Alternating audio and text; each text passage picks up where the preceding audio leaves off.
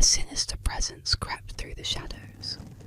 Known as the Mad Gasser of Mattoon, or the Phantom Anesthetist, this mysterious figure brought fear and paranoia to every doorstep, leaving behind no evidence but panic and unanswered questions. The first attack came without warning. Residents awoke in the dead of night to an overwhelming sweet smell filling their homes. Moments later, they were struck by strange symptoms: nausea, paralysis, and an inability to move or cry for help. Doors were locked, windows were sealed, yet the gas still seemed to seep in, an invisible terror that left its victims helpless. As more incidents were reported, fear gripped the town, and the legend of the Mad Gasser began to grow. Witnesses described fleeting glimpses of a shadowy figure dressed in dark clothing with a bizarre metallic device that sprayed the toxic fumes, but no one could catch the culprit, and the attacks seemed to defy explanation. Some claimed the Mad Gasser was a deranged scientist, testing experimental chemicals on unsuspecting townsfolk. Others whispered of something far darker, a spectre, not of flesh and blood, but of malice and fear haunting the streets of Mattoon.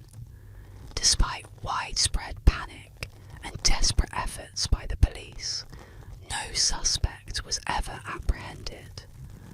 The Mad Gasser vanished as suddenly as they had appeared, leaving only fear and speculation in their wake. To this day, the mystery of the Mad Gasser of Mattoon remains unsolved. Was it a person, a spectre, or merely the product of mass hysteria? No one can say for sure. But in the quiet, dark corners of Mattoon, when the night is still, some swear they can still smell a faint, sweet scent in the air, a chilling reminder that the Mad Gasser may not be gone for good.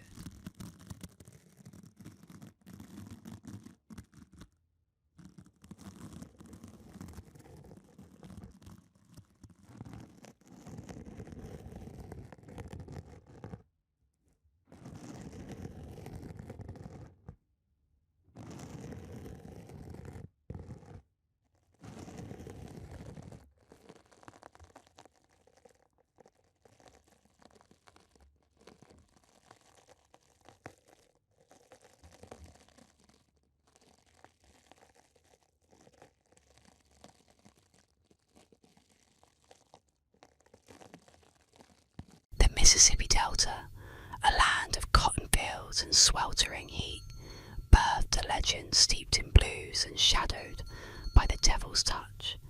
Robert Johnson, a name whispered in awe and fear, a musician whose talent transcended earthly explanation. They say he made a pact, a bargain struck at the crossroads under a moonless sky. His soul traded for mastery of the guitar, a price paid in the currency of eternal damnation. The crossroads, a place where worlds collide, where the veil between the living and the dead grows thin. It was there, they say, that Johnson met a shadowy figure, a being of darkness with eyes that burned like hellfire. The devil offered him a gift, a chance to become the greatest bluesman the world had ever known. All he asked in return was Johnson's immortal soul. The young musician, consumed by ambition, agreed to the devil's terms.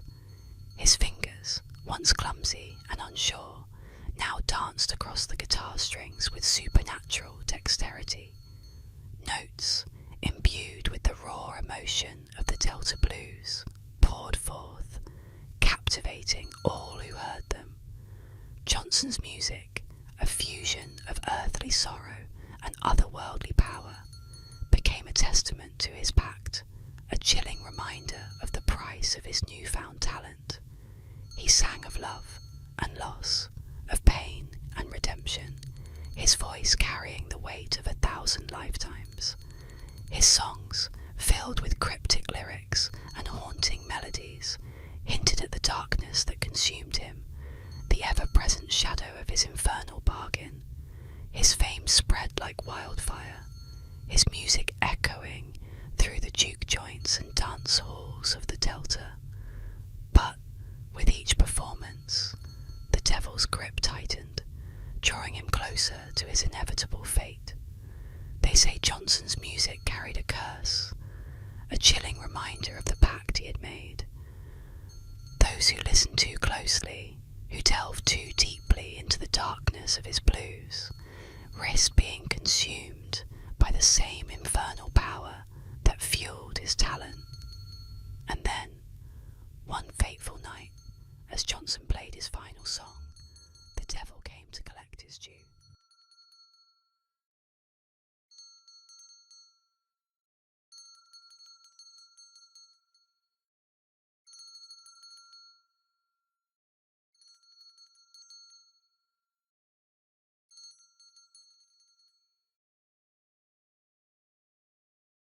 On December 17, 1967, Australian Prime Minister Harold Holt vanished without a trace while swimming off the coast of Cheviot Beach. The official story was that Holt had tragically drowned, overcome by the powerful currents of the ocean. But the legend of his disappearance is far darker and more mysterious than any simple drowning. For years, whispers circulated that Holt's disappearance was no accident. Some claimed that the currents, though treacherous, were not strong enough to pull a skilled swimmer like Holt under. Others suggested a far more sinister explanation. One of the most chilling theories, one that still lingers in the minds of many, was that Holt had been taken by a Chinese submarine. The idea was that Holt, involved in covert dealings and possibly acting as a spy, had been captured and whisked away to an uncertain fate beneath the waves. Those who subscribe to this theory believe that Holt's disappearance was part of a grander conspiracy, a secret operation that went unnoticed by the world. They argue that his sudden vanishing was too well timed, too deliberate. Some even claim that he had been seen in China in the years following his supposed death. But the ocean is a vast, unforgiving place, and the truth of Harold Holt's disappearance remains elusive. For decades, the sea has kept its secrets, and the only certainty is that Holt, a man once at the helm of a nation, simply vanished. Some say his spirit still wanders the dark depths of Cheviot Beach, waiting for someone to uncover the truth, if it's even still possible to do so.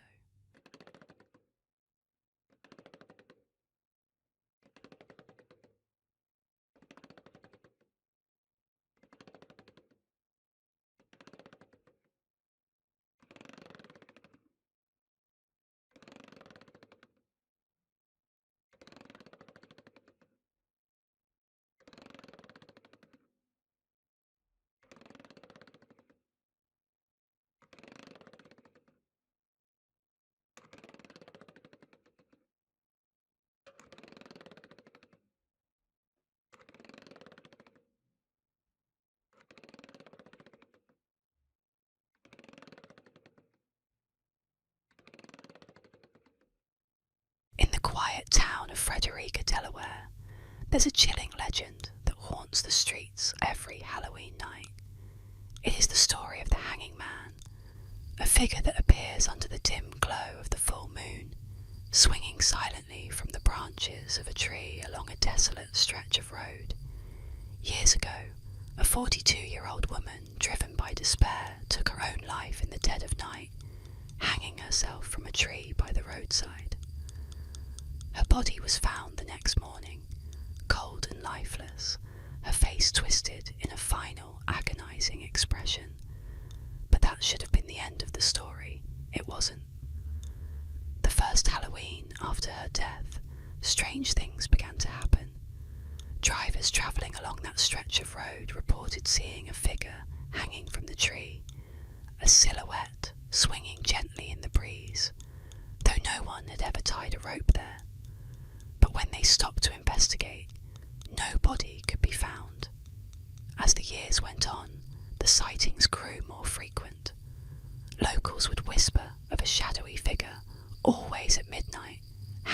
the same tree, her body swaying as though caught in an invisible wind. But that's not the worst part. There are those who claim that if you stop your car near the tree on Halloween night and stare long enough, you can see the woman's face, twisted, pale, and filled with sorrow. Some say she will call out to you, pleading for help, her voice barely a whisper in the wind. And some believe that if you listen too long, if you dare to look too deep, you'll hear her whisper your name just before the tree's shadow reaches out to claim you.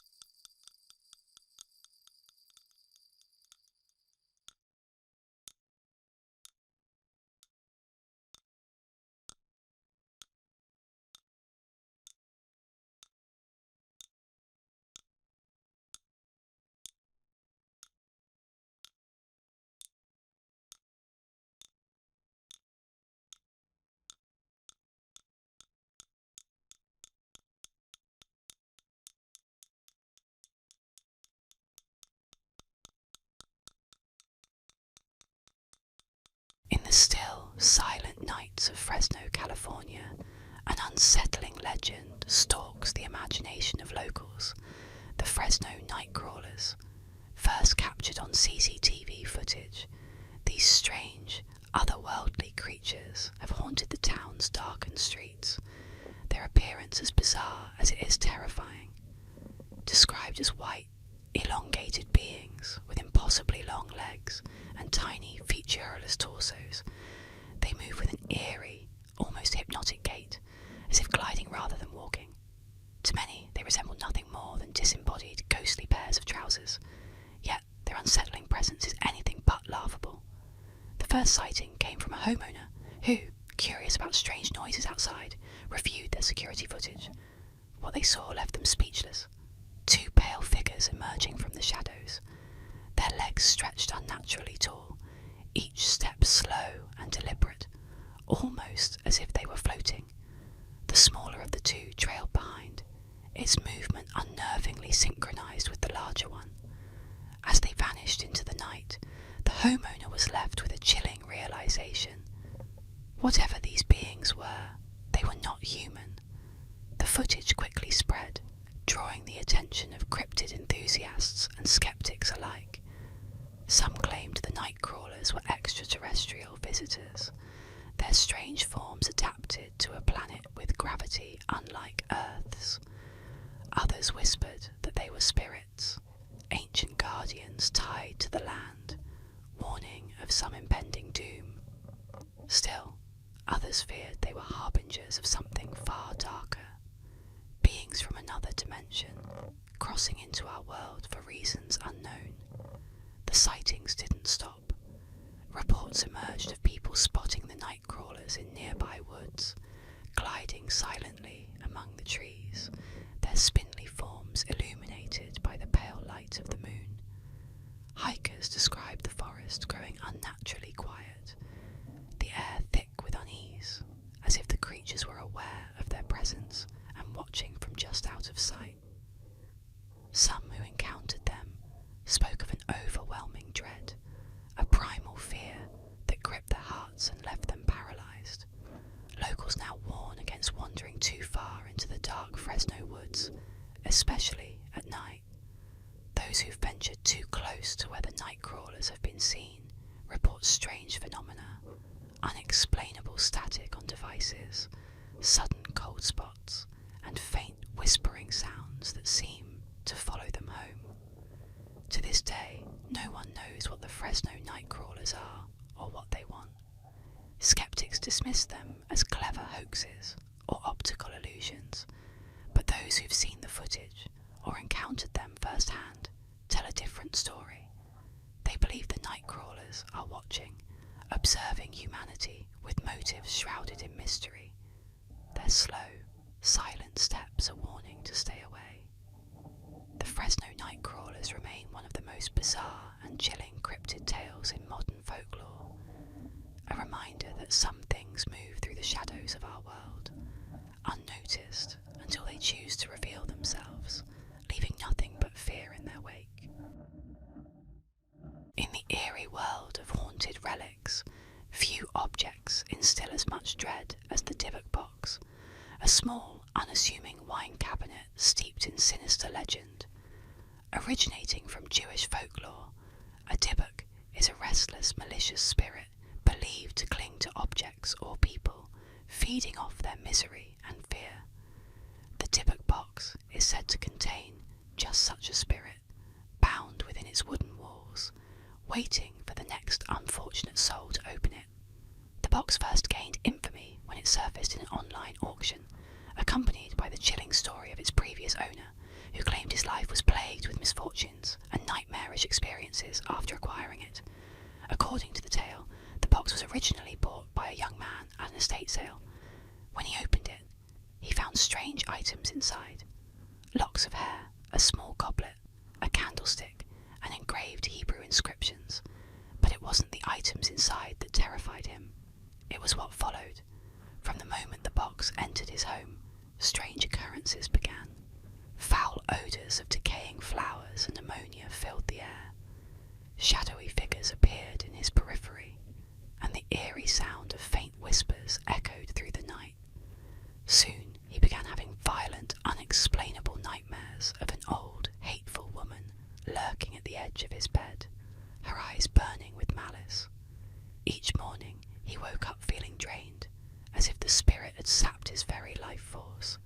The Dybbuk box changed hands many times, with each new owner reporting the same ominous symptoms: unrelenting nightmares, accidents, and a pervasive, sickening dread. One owner even suffered a sudden stroke shortly after acquiring it, convinced that the spirit trapped within the box had cursed him. Eventually, the Dybbuk box was sealed away, kept hidden from curious eyes, locked behind glass to prevent anyone from releasing the evil within. It has since become a relic of fear, a cursed object housed with great caution. Paranormal researchers who dare to approach it claim to feel an intense pressure, as if the air around it is vibrating with a dark, pulsating energy, ready to burst forth at the slightest touch. Today, the Dybbuk box stands as a chilling reminder of forces beyond our understanding. Many believe that the box should remain sealed, for to open it is to invite disaster. The warnings are clear. Disturb the Dybbuk box, and you may awaken something ancient, vengeful, and impossible to escape. A spirit that seeks not just to haunt, but to possess and torment anyone who crosses its path.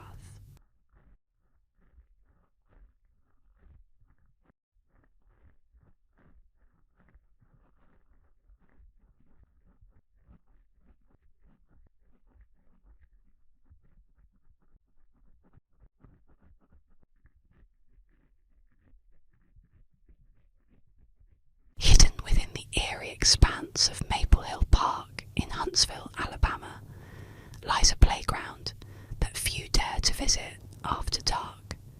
Known as the Dead Children's Playground, it sits in the shadow of Maple Hill Cemetery, where countless lives were lost during the brutal Spanish flu pandemic of 1918.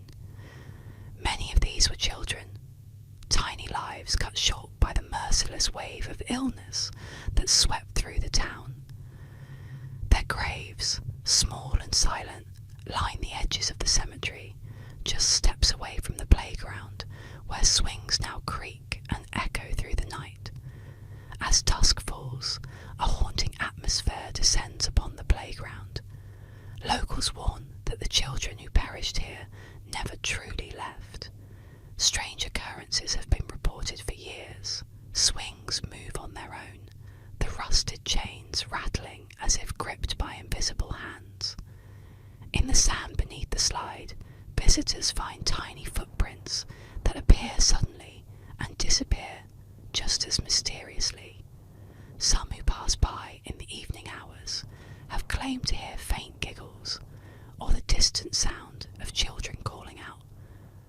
voices carried on an unsettling breeze that seems to chill the very air around it. Witnesses describe seeing shadowy figures darting between the playground equipment, flickering in and out of sight like fading memories. A few brave souls have even claimed to catch glimpses of ghostly children, their pale forms just visible in the moonlight, with hollow, haunting eyes fixed on the swings. Others report feeling an icy touch on their shoulders or a tug at their clothing, as if tiny hands were reaching out, desperate to play just once more. Despite the renovations and new equipment, the playground remains a place haunted by sorrow and loss, as if the spirits of the past refuse to let go. It's said that the restless souls of these children are bound to this place, forever drawn to the playground they never had the chance to truly enjoy in life. Visitors leave trinkets, small toys and flowers by the swings, hoping to soothe the spirits that linger. For those who know the tale, the Dead Children's Playground is not merely a place for children's laughter, but a portal to something darker. A reminder that some places are scarred by history, with memories and spirits that will not fade, even as time moves on. On the windswept shores of Cape Henlopen State Park, where the Atlantic whispers ancient secrets to the rugged cliffs, there prowls an eerie phenomenon known as the corpse light. To the untrained eye, it might appear a beacon of safety, a lighthouse guiding weary travellers home. But to those familiar with its cursed history, it is a harbinger of doom, a deceptive glow that leads only to despair and death. The legend of the corpse light began in the fog-laden nights of the 18th century, a time when smugglers and pirates frequented these waters, weaving through the treacherous shoals and hidden reefs. It is said that one fateful night, a band of smugglers, heavy with illicit cargo, spied a light gleaming through the dense fog. Believing it to be the lighthouse, they steered their vessel towards it, hearts light with relief.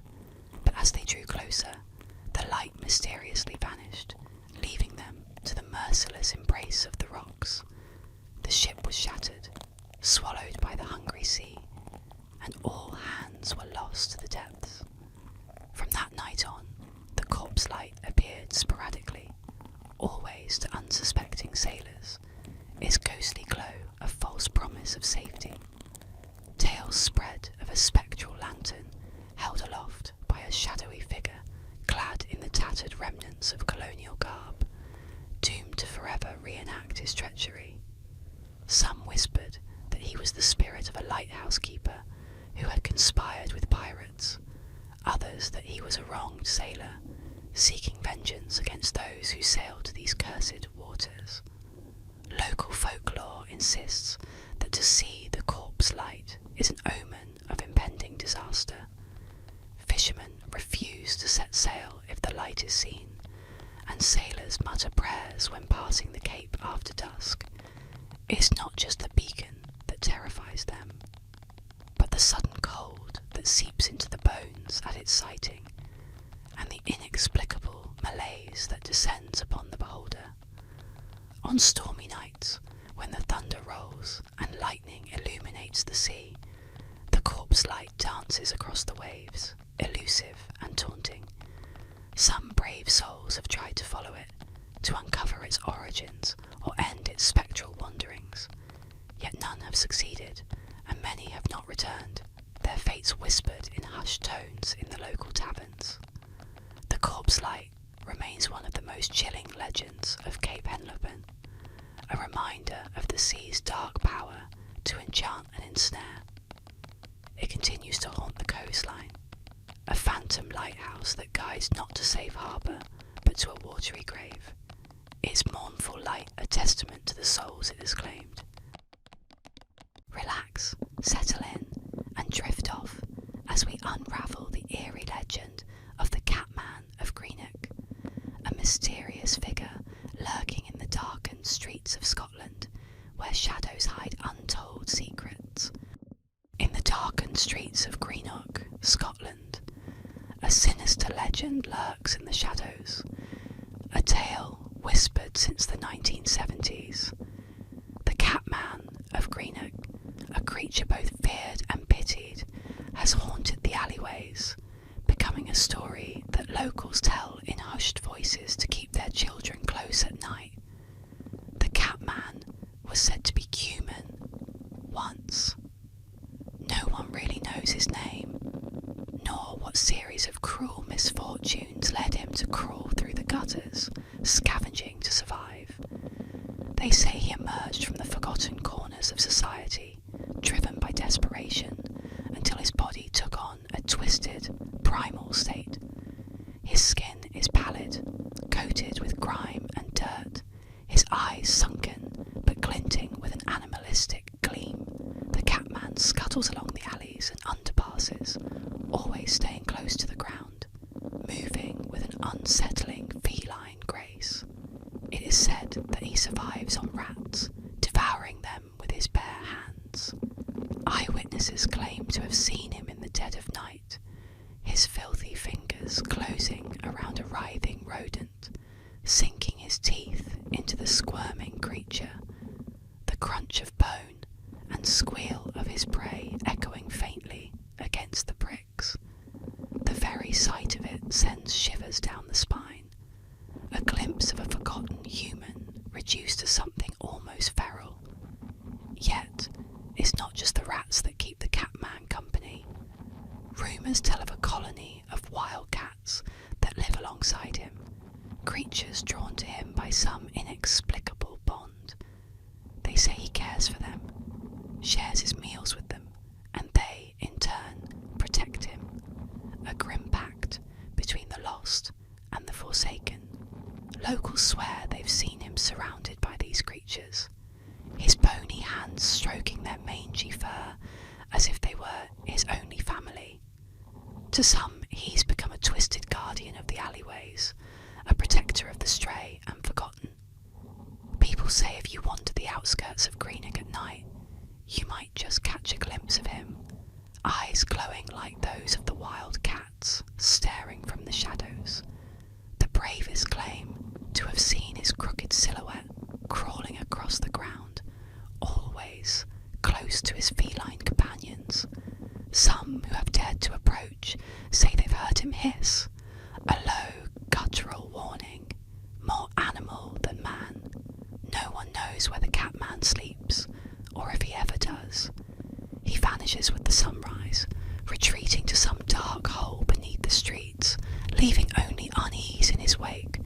To see the Catman of Greenock is to witness a living nightmare, a reminder of how close we all are to the edge of something monstrous, something forgotten, something no longer entirely human. Let's drift into the eerie whispers of Eastern Europe, where a mysterious black car roamed the streets, haunting, silent, and deadly. Welcome to the legend of the Black Volga. The Black Volga is an urban legend that circulated in Eastern Europe, especially during the 1960s and 1970s. It centres around a mysterious black Volga limousine that was allegedly used to abduct people, particularly children. According to the legend, the car would appear suddenly on quiet streets, driven by unknown figures, often described as government agents, priests, or even supernatural beings like vampires or the devil himself. The rumours varied from region to region, but one constant remained. Anyone who saw the Black Volga or came too close to it would disappear without a trace. In some versions, the victims were taken for organ harvesting, while others claimed they were used in bizarre occult rituals. Children were the most common targets, vanishing after being approached by the ominous vehicle, leading to widespread fear among parents. Some believed the kidnappings were part of a larger government conspiracy, while others suspected that foreign powers or even secret societies were behind the abductions. The vehicle itself, typically a black Volga,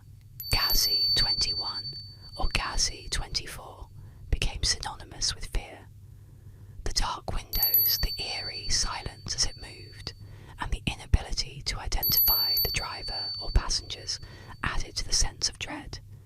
In some accounts, the Volga had red curtains, horns, or other demonic features.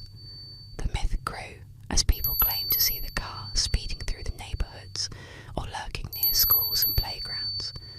Although there is no substantial evidence to support these claims, the Black Volga legend played into the anxieties of the time when people lived under oppressive regimes and feared the unknown.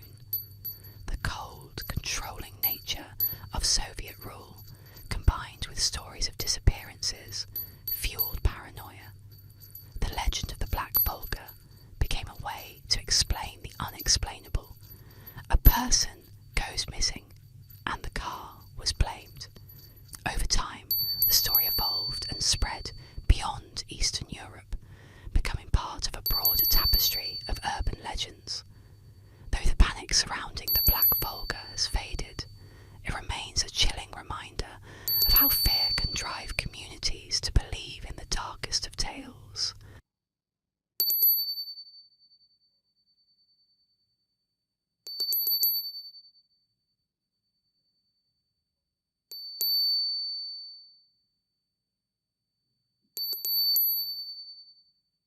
Tonight, we explore the mysterious legend of the Beast of Exmoor, a phantom cat said to roam the moors of Devon and Somerset.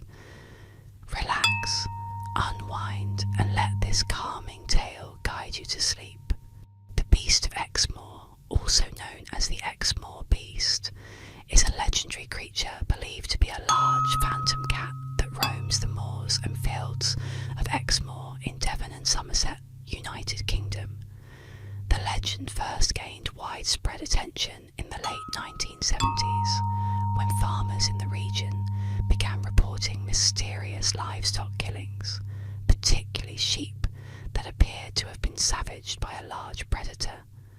Over the years, sightings of the beast continued, with eyewitnesses describing it as a big cat, often resembling a panther or puma, with sleek black fur and glowing eyes.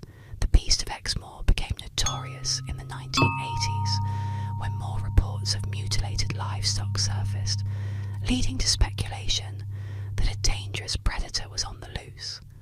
Farmers, alarmed by the continued losses, pushed for investigations, and even the British military was called in at one point to search for the elusive creature. Despite numerous attempts to track down the beast, no conclusive evidence was ever found to confirm its existence. Some believe that the beast might be an exotic pet that was released into the wild, possibly a big cat such as a puma or leopard that managed to survive and adapt to the moors. Others think the beast is purely mythical, a product of local folklore that has grown over time. The British government conducted an investigation in the mid-1980s, but like other inquiries, it failed to provide any definitive answers. To this day, the Beast of Exmoor remains a part of local legend, with occasional sightings still being reported.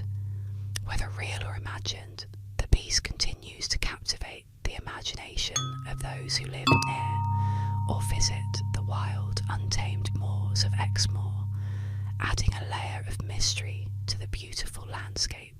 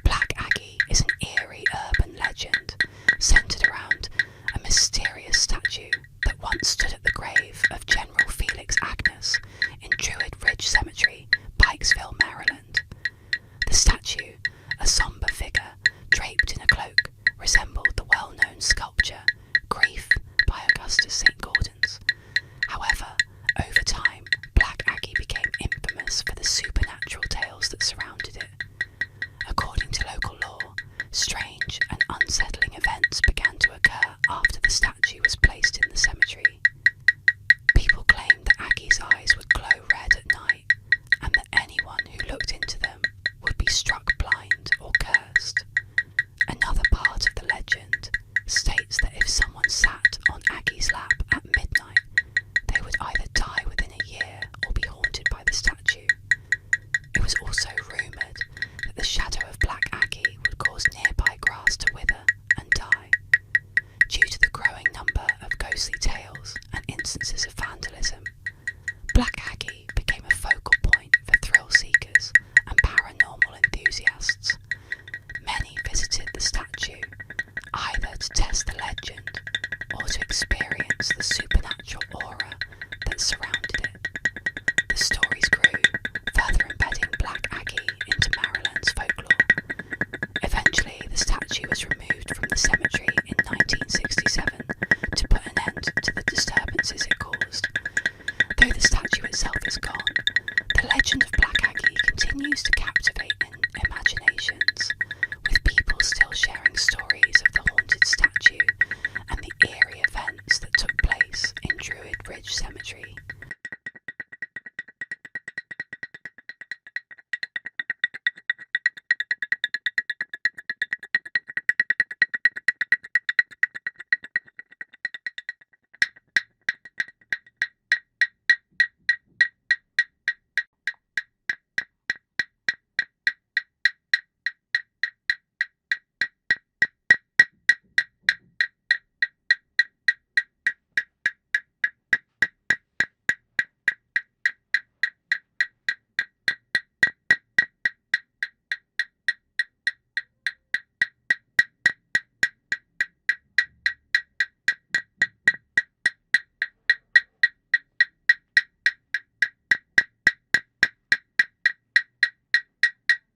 Tonight, we dive into the strange and surreal tale of aerial water bomber picking up a scuba diver. Relax as we explore this curious urban legend where the impossible becomes almost believable. The urban legend of the aerial water bomber picking up a scuba diver is a bizarre yet captivating tale that has made its way into popular culture and persists as one of the more outlandish myths in modern folklore. The story claims that an aerial water bomber, often described as either a large airplane or a helicopter equipped with a water scooping mechanism, accidentally scoops up an unsuspecting scuba diver from a body of water, only to later dump them, along with the water, over a wildfire site. According to the legend, the scuba diver is swimming or diving in a lake or reservoir when the water bomber, in an attempt to fill its tanks or bucket to help extinguish a wildfire, unknowingly captures the diver along with the water. The diver is then carried in the tank or bucket high into the air, transported to a burning forest, and dropped with the water onto the blaze.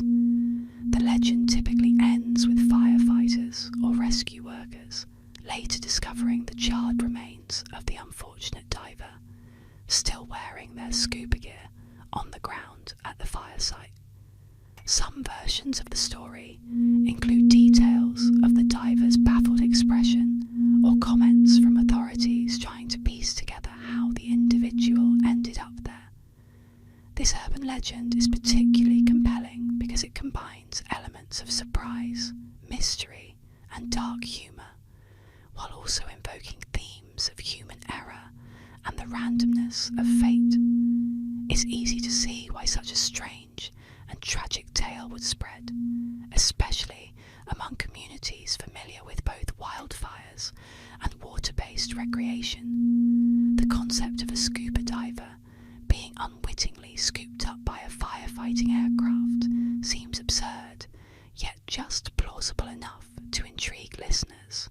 The myth gained significant traction, in part due to its use as a plot device in movies such as Magnolia and Barney's version, where the bizarre event is depicted or referenced. These portrayals help cement the story in popular culture, allowing it to circulate more widely and persist as an intriguing piece of modern folklore.